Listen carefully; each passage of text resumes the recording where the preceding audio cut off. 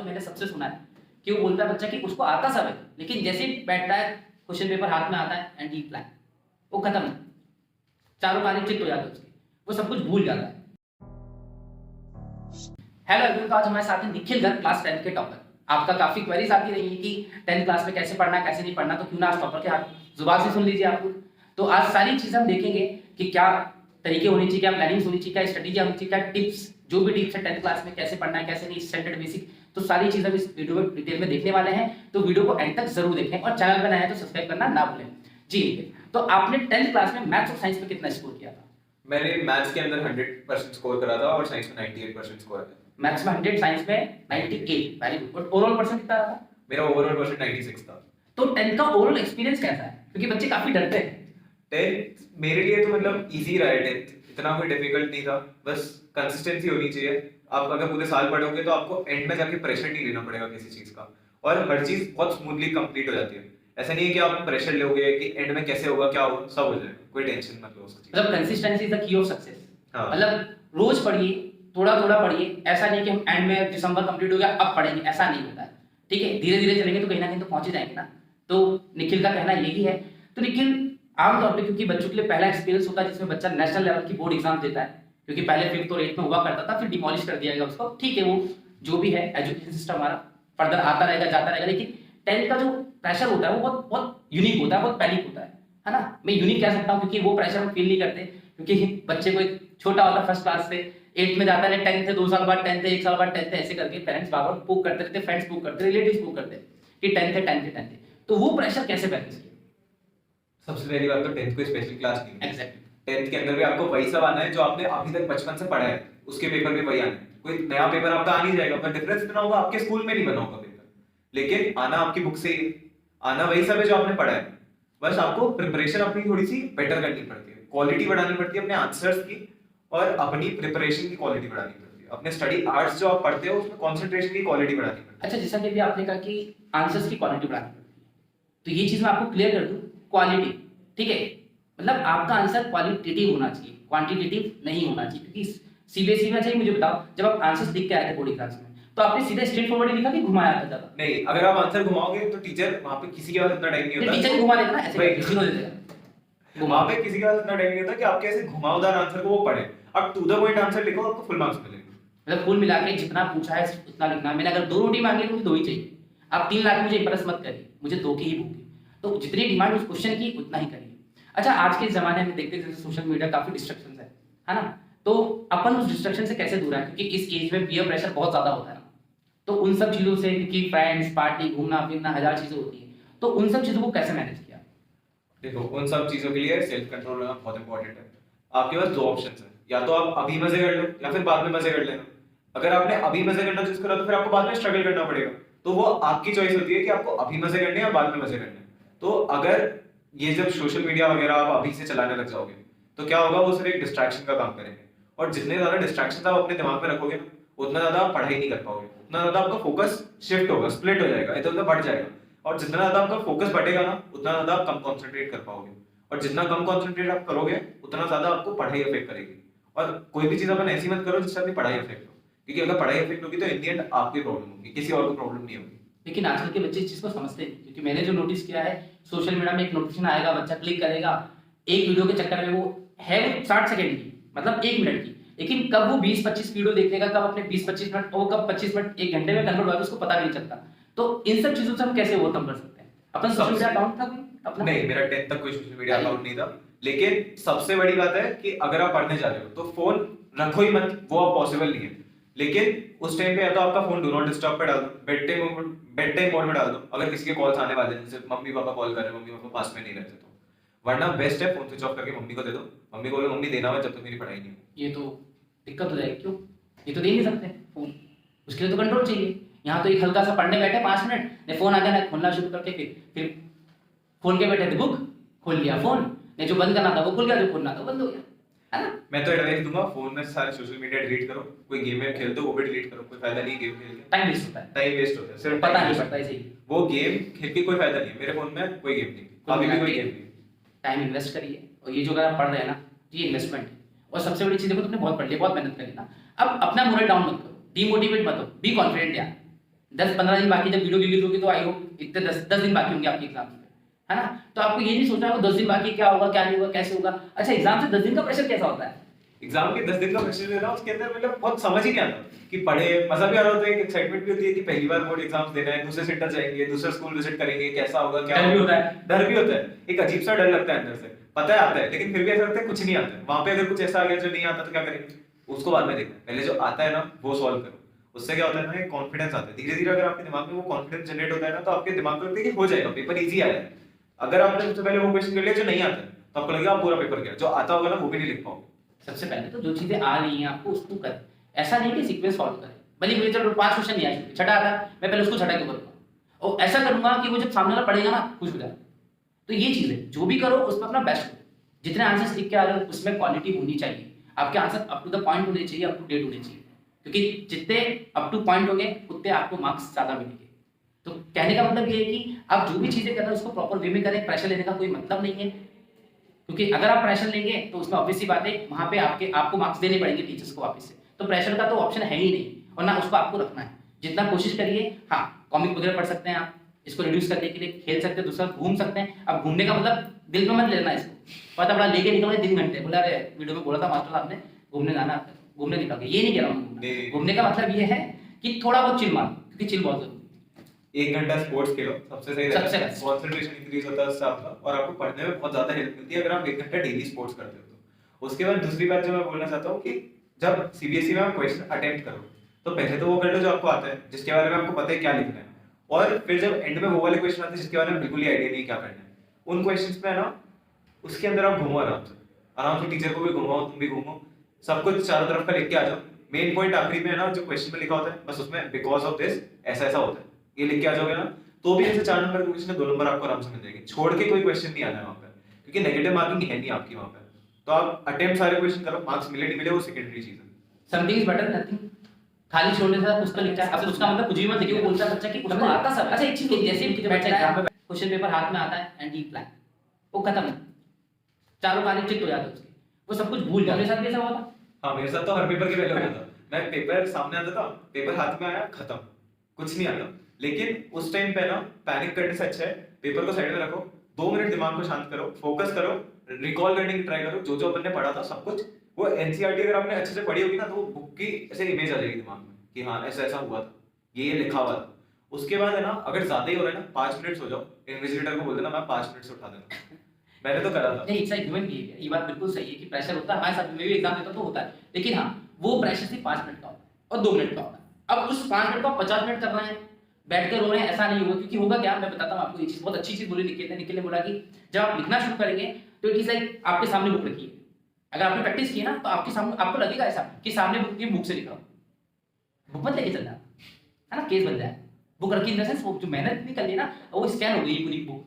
और होता है कभी कभी, मैं तो इवन मैं जब पढ़ता था तो मुझे पता था अच्छा इस कॉर्नर पे लिखा था, उस कॉर्नर पे लिखा था, इवन आपको पोजीशन तक याद हो जाती है, इतना पढ़ना इतनी पड़ता है। प्रैक्टिस कर लेते बच्चे, और इतनी प्रैक्टिस। अब जैसे निखिल ने मैथ्स में 100 स्कोर किया ना, अब मैथ्स में 100 स्कोर करना मैं मानता हूँ बहुत बड़ा चैलेंज, क्योंकि मैथ्स ऐसा सब्जेक्ट है जहाँ पे कैलकुलेटिव मिस्टेक्स बहुत ज्यादा होती है, बच्चे बहुत चीजें हो, तो इन सब चीजों को आपने कैसे अवॉइड किया? एग्जाम में जाने के बाद सबसे पहले कैलकुलेशन वाले जितने भी क्वेश्चंस हैं वो सब कर लो, जो प्रूफ वाला क्वेश्चन है या फिर जो क्वेश्चन में लिखा है क्या करना है वो सब बाद में करना, क्योंकि सबसे ज्यादा मिस्टेक जो मैथ्स में होती है वो होती है कैलकुलेशन वाले पार्ट में। और जब आपके पास टाइम कम होता है तो उस टाइम पे सबसे ज्यादा अपना दिमाग जो होता है ना, वो सोचता है कि सारे क्वेश्चन करने जल्दी जल्दी करते हैं, तो जल्दी जल्दी के अंदर गलतियां होती है। लेकिन जो प्रूफ वाले क्वेश्चन है वो इन दी एंड जाके कहीं ना कहीं आप अगर नीचे जाके लिख दोगे हेंस प्रूफ, उसमें भी आपको मार्क्स मिल जाएंगे। लेकिन जो कैलकुलेशन है अगर वो गलत हुई तो पूरा क्वेश्चन गलत हो जाता है। तो इसलिए सबसे पहले ट्राई करो कि जो बड़े वाले क्वेश्चंस है एकदम जो 2-2 3-3 पेज के आंसर होते जिनके, उनको छोड़ दो, उनको अपन अटेम्प्ट करेंगे एंड में जब अपने पास टाइम होगा, क्योंकि मार्क्स तो उनके भी उतने ही मिलने हैं। क्योंकि 3 घंटे बहुत ज्यादा फ्लो होते हैं, मतलब से फ्लो लाइक वाटर, बहुत फास्ट फ्लो होते हैं। 3 घंटे आपको मैथ्स में नहीं पता, साइंस में टाइम बचेगा, साइंस में टाइम सोशल में टाइम बचेगा आपका, इवन हो सकता है इंग्लिश हिंदी में बचता टाइम, वो डिपेंड करता है आपकी स्पीड कितनी है। अच्छा वो जमा के लिख लो अलग चीज है, तो दूसरे पेज पे जाओगे, तीसरे घंटे में आके छीन ले जाएगा आपसे कॉपी, तो बैठ के रोते रहना, उसका भी सॉल्यूशन नहीं है। इंप्रेस करने की सोचना भी मत उसको, बस जैसे हो वो दिखाओ उसको। क्योंकि आमतौर पर बच्चे करते हैं, शुरू के होता ना, नई कॉपी अपन ने न्यू सेशन स्टार्ट हुआ तो शुरू के 2 पेज तो हो सुनहरे अक्षरों में लिखे जाते हैं, और जैसे जैसे कॉपी खत्म होती जाती है फिर असली स्टूडेंट जागता है कि हाँ ये अपनी कॉपी है। तो वो तरीके नहीं करना है, जो पहला पेज था वैसे आखिरी पेज, ओवर राइटिंग ना, सीधी सी बात है। और हाँ रिपीट करने की कोशिश मत करना क्वेश्चन में, क्योंकि वहां पे बकायदा number wise, question number wise आपको मार्क्स अलॉट होते हैं। तो अगर आपने स्कूल में कभी इस चीज को किया हो तो इस चीज को अवॉइड करना, क्योंकि देखिए अगर देखिए ना वो आपका सगा ना मेरा सगा है, वो आपको भी जानता मैं भी जानता उसको, वो सिर्फ एक चीज को जानता है, वो लिखे हुए अक्षरों। अगर आपने वहां उसको इंप्रेस कर दिया तो बस फिर तो आपको मार्क्स मिलना है। जहां पे कहीं पे मान लीजिए आगे आगे क्वेश्चन से मार्क्स कम दे रहा हो तो खुल के दे देगा आपको, बोले नहीं यार बच्चे ने अच्छा लिखा है, और वहां पे आपको कोई ऑब्जेक्शन कोई नहीं करेगा उस चीज का। वो चीज है तो विजिबल होना चाहिए आपकी राइटिंग कैसी हो, प्रेजेंटेशन प्रॉपर, मार्जिन खींचो, लाइन बनाओ, प्रॉपर करो। अच्छा ये एट द एंड, क्योंकि इसमें भी टाइम लगता है ना, 5-10 मिनट लगेंगे, बट मैं मानता हूँ कि लाइन खींचने से इंपॉर्टेंट है सबसे पहले कि ये लाइन एंड में खींचे जाकर आपके पास टाइम है और टाइम बचेगा। सिर्फ मैथ्स में टाइम जाता है अगर आपने प्रैक्टिस नहीं की है तो। लेकिन आपका स्टडी आवर्स कितने होते थे एक दिन में? एक दिन में 5 से 6 घंटे तो मिनिमम पढ़ना पड़ता है। सेल्फ स्टडी मतलब 5 से 6 घंटे इंक्लूडिंग आपकी सेल्फ स्टडी और एक्सक्लूडिंग स्कूल आवर्स। क्योंकि स्कूल और ट्यूशन में जो पढ़ाते हैं ना वो सिर्फ वो पढ़ाते हैं, लेकिन जब तक आप सेल्फ स्टडी नहीं करते तब तक आपके दिमाग में नहीं बैठता। सही है, बिल्कुल सही। तो आपको 5 से 6 घंटे की सेल्फ स्टडी करना तो बहुत 5 से 6 घंटे एक साथ नहीं कि टुकड़ों में थे? 5 से 6 घंटा कंटिन्यू बैठना किसी के लिए पॉसिबल नहीं। बिल्कुल सही है। तो आपको उसको स्प्लिट करना पड़ेगा। जैसे 2 घंटा सुबह उठ के पढ़ लिया, फिर थोड़ी देर रेस्ट ले लिया, घूम लिए या फिर खेलने चले गए, कुछ भी कर लिया। उसके बाद फिर 2 घंटा फिर से दिया, फिर आधे घंटे चले गए, फिर 2 घंटा फिर से दिया, फिर ऐसे। तो वो एक कंसिस्टेंसी बनानी पड़ती है। और जो एक बार आप शेड्यूल मेंटेन करके चल रहे हो ना, ट्राई करना कि वो शेड्यूल आप डेली मेंटेन करो, क्योंकि अगर आप वो शेड्यूल डेली फॉलो करोगे तो उससे आपकी प्रोडक्टिविटी इन द एंड जाके इंक्रीज हो जाएगी। एकदम से नहीं होगी, बट हाँ जैसे आपने वो शेड्यूल को 1 महीना 2 महीना फॉलो कर लिया तो फिर आपके साथ वो आपको बहुत ज्यादा बेनिफिशियल प्रूव होगा एंड में जाके। मतलब आपको you have to be consistent. अगर आप कंसिस्टेंट नहीं होंगे तो ऑब्वियसली बात है कि आपकी प्रिपरेशन अच्छे से नहीं होगी। ये तो किसी भी एग्जाम्स के लिए, वो बोर्ड दो, रेगुलर पढ़ रहे हो, पर्सनल पढ़, कुछ भी किसी की भी तैयारी कर रहे हो, कोई भी एग्जाम दे रहे हो, बट खुद तो पढ़ना पड़ेगा और कंसिस्टेंट। अच्छा और सबसे इंपॉर्टेंट चीज ईमानदार। अगर आप लॉयल नहीं है खुद के लिए, अब आपको लग रहा है रूम बंद है, पेरेंट्स को लग रहा है पढ़ रहे हो और आप फोन चला रहे हो, आप सो रहे हो, तो आप उनको धोखा दे, आप खुद को धोखा दे। तो ये चीजें मत करिएगा आप लोग, क्योंकि मैं मानता हूँ कि अगर आप मान लीजिए 10th के लिए प्रिपेयर करें तो 10th बहुत इंपॉर्टेंट है, क्योंकि 10th क्या है, 10th फंडामेंटल है। क्योंकि यहाँ से क्या होगा, यहाँ से कोर मिलेगा आपको कि आपको नेक्स्ट 11th और फ्यूचर में क्या करना है। क्योंकि 10th आपकी करियर डिसाइडिंग है। मुझे पता है इसके मार्क्स मैटर करेंगे, भले ही थोड़े कर रहे हैं 1%, लेकिन कर रहे हैं ना। जीवन भर 10th की मार्क्स लेके घूमोगे। अगर फोटो कॉपी की दुकान में फोटो कॉपी कराना अपने एकेडमिक रिकॉर्ड्स की, तो 10th की कॉपी सबसे ऊपर होगी उसमें, इतनी इंपॉर्टेंट होती है 10th। तो आपने सुना होगा 10th के a single sheet of paper don't decide your future, ये सब कहने की बात है। ठीक है, मार्क्स मैटर करते हैं, हाँ स्किल्स भी मैटर करती है, मैं उसको डिनाई नहीं कर रहा, लेकिन मार्क्स मैटर करते हैं, उसके लिए आपको मेहनत करनी पड़ेगी। अच्छा यहाँ पे 10th क्लास में जैसे हम पढ़ रहे हैं, बच्चे काफी वीडियोस देखते हैं यूट्यूब पे और मोटिवेट होते हैं एक्सटर्नल सोर्स से, और मैं मानता हूँ कि वो एक्सटर्नल सोर्स ऑफ मोटिवेशन कहीं से कहीं तक मैंडेटरी नहीं होता किसी बच्चे के लिए। तो इंपॉर्टेंट चीज जो 10th पे मैटर करती है वो है गाइडेंस। तो वो गाइडेंस का सोर्स क्या है? मेरा तो गाइडेंस का सोर्स ये आपके सामने बैठे हुए थे। टाइम भी टाइम। तो गाइडेंस के लिए आपके पास एक प्रॉपर इंसान होना चाहिए, B it your father, B it your mother, या फिर आपके कोचिंग वाले भैया, जो भी है। लेकिन एक इंसान जो है ना वो कंसिस्टेंट होना चाहिए, वो भी हर जगह कंसिस्टेंसी इंपॉर्टेंट है। जैसे आप अगर रोज रोज नए नए इंसान से एडवाइस लेते जाओगे ना, आपको वो रोज अलग अलग एडवाइस मिलेगी। फिर आपके ऐसा एडवाइस का ऐसा बिल्डअप हो जाती है, मतलब ऐसा पाइल अप हो जाती है एडवाइस।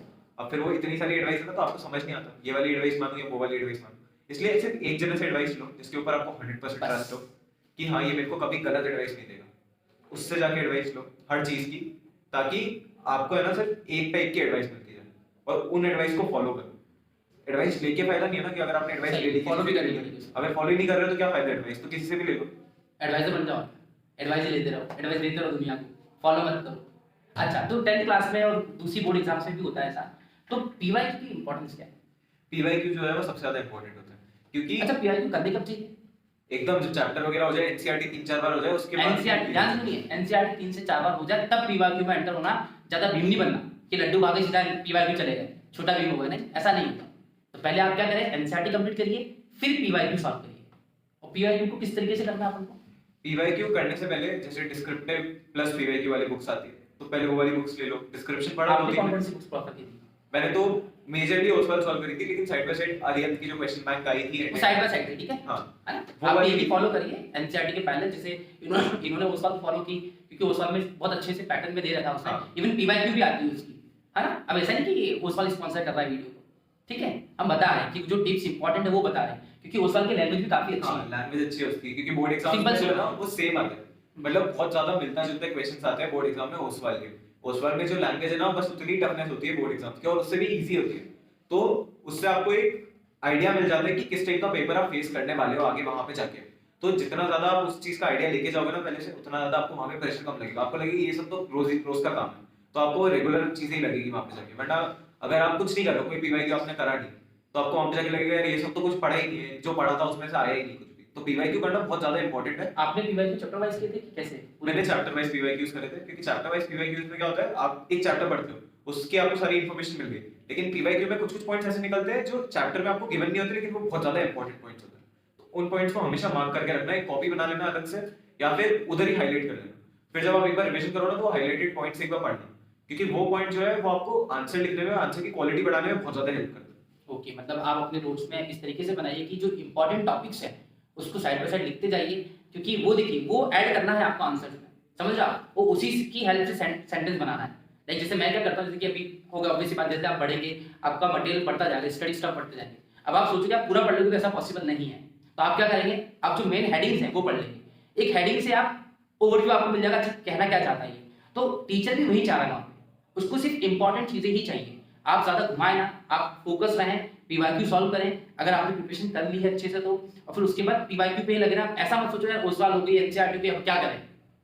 मैं बताऊं, ओसवाल वापस से करोगे ना सॉल्व, 10 बार सॉल्व करने के बाद 11वीं बार में भी आपको कुछ ना कुछ नया मिलेगा। हर बार आप नई चीज सीखेंगे। इससे अच्छा है कि 10 जगह ना मुंह मार के आप एक ही बुक को फॉलो करें। अगर आप एनसीईआरटी कर रहे हैं, अच्छा बेसिक्स आपकी स्टैंडर्ड की बेसिक थी, मेरी स्टैंडर्ड थी, और बेसिक वालों पे मैं मानता हूं कि आपको एनसीईआरटी से बाहर जाना ही नहीं चाहिए। हाँ। और स्टैंडर्ड के लिए बता रहा हूं आपको, बुक्स जरूर अलग अलग आ रही है, लेकिन आप देखें तो कंटेंट सब में ऑलमोस्ट सेम है, बस क्वेश्चन को थोड़ा स्टैंडर्ड में घुमा दिया जाता है।